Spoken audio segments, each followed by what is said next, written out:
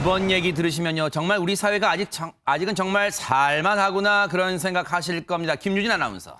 네, 지난달 23일 경기도 수원의 농협중앙회 주차장에서 아찔한 일이 벌어졌다고 하는데요. 당시 상황 영상으로 만나보시죠. 네, 차량을 주차한 여성 운전자가요. 차에서 내려서 볼일을 보러 나가고 있는 모습입니다. 네, 그런데 이 여성이 걸어가다가 뭔가 이상함을 느끼고 뒤를 돌아봤더니요.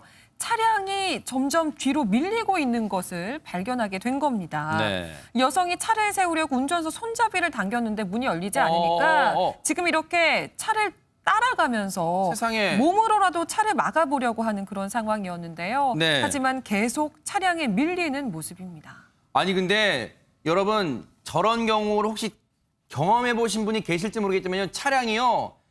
작은 차든 큰 차든요. 한번 가속이 붙으면요.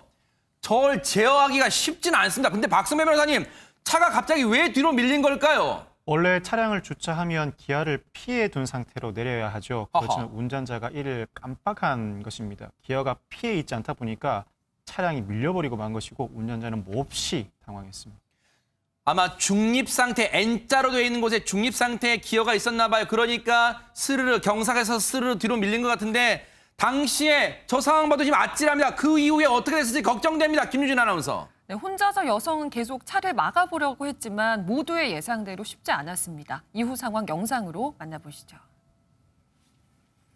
당시 상황을 다른 각도에서 보면요. 차량이 계속 다가오니까 결국 여성이 중심을 잃고 쓰러지는 아찔한 모습입니다. 그런데 이때 한 남성이 빠른 속도로 달려오는데요. 그리고 여성을 밖으로 밀어내고 이 본인도 빠져나오려고 하는데 미처 빠져나오지 못하고 지금 몸의 일부가 뒤에 차량과 앞에 밀린 차량 사이에 끼는 그런 일이 벌어지고 말았습니다. 세상에 저 남성분이 안 계셨다면 애초에 저 여성분은 정말 그 이후에 상상도 하기 싫습니다. 하정근 평론가님. 네, 정말 큰일 날 뻔했는데 저 남성이 차주가 내지른 비명 소리를 듣고 앞뒤 안 가리고 바로 달려온 거예요. 근데 자동차가 이렇게 덮칠 듯이 이동하고 있는데 거기를 사람 몸으로 막아서다시피 저렇게 한다는 게 쉬운 일이 아닌데. 그렇죠. 저 남성이 농협중앙회에서 일하는 직원인데 그래요? 원예 유통산업을 담당한다고 하는데 네. 저렇게 자기 안전 같은 걸 돌보지 않고 바로 저렇게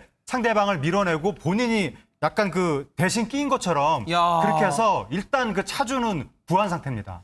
지금 달려오는 가속을 이용해서 저 여성분을 진짜 순간적으로 밀쳐낸 거잖아요. 안진용 기자님 정말 저분이 안 계셨다면 여성분 지금 차량 밑에 그 이유에 말씀드리기 진짜 송구합니다. 네. 저 직원의 도움으로 차주는 가벼운 찰과상 정도만 입었는데 저 직원은 손목 등 신체 일부가 사이에 끼면서 꽤 크게 다쳤습니다. 아이고. 오른손에 손목 신경이 끊어지고 골절을 입는 등 어떡해요. 32바늘을 꿰맬 정도의 부상이어서 후유장애가 생길 수도 있는 안타까운 상황이라고 어떡합니까? 합니다. 세상에 지금 남의 생명을 구하려다가 자신이 지금 중상을 입었어요.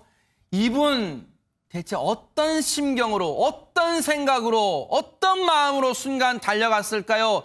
직접 들어보시고 이어가 보도록 하겠습니다. 엄청 다급하게 도와달라 이런 식으로 소리를 외치시는 걸 제가 들었거든요.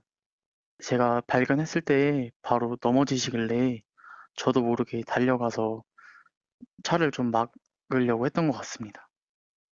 의사 선생님이 후유장애가 남을 거라고 말씀하셨는데 제가 선택한 일이고 제 선택으로 인해서 더 큰 사고를 막을 수도 있었을 거라고 생각을 합니다. 그래서 다친 거는 물론 안타깝기는 하지만 그렇게 제 행동에 후회가 들지는 않는 것 같아요. 아니 유인경 평론가님 얼굴도 잘생기신 분이 마음도 이런 말이 어떻게 나와요? 다시 돌아가도 똑같이 행동하겠다. 어떻게 이런 마음을 갖습니까? 너무너무 대단하고 칭찬스럽던 대한민국 청년인 것 같은데요. 네. 근데 저 현우 씨가 저런 행동을 하게 된 거는 부모님의 영향이 큰 것 같습니다. 그래요? 부모님이 속상하긴 하시지만 현우 씨한테 이런 말씀을 하셨다고 그래요.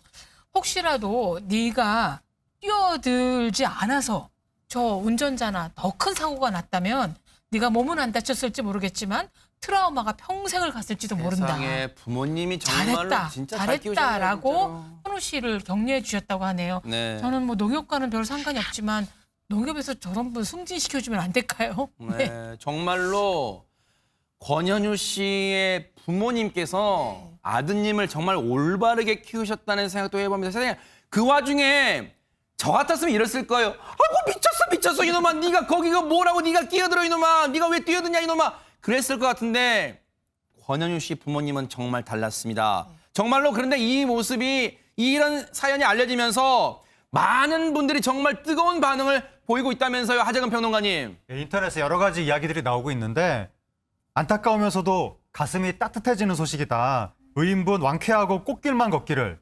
그리고 이 시대의 진정한 영웅 대단하세요. 진짜 맞아요. 멋진 청년이다.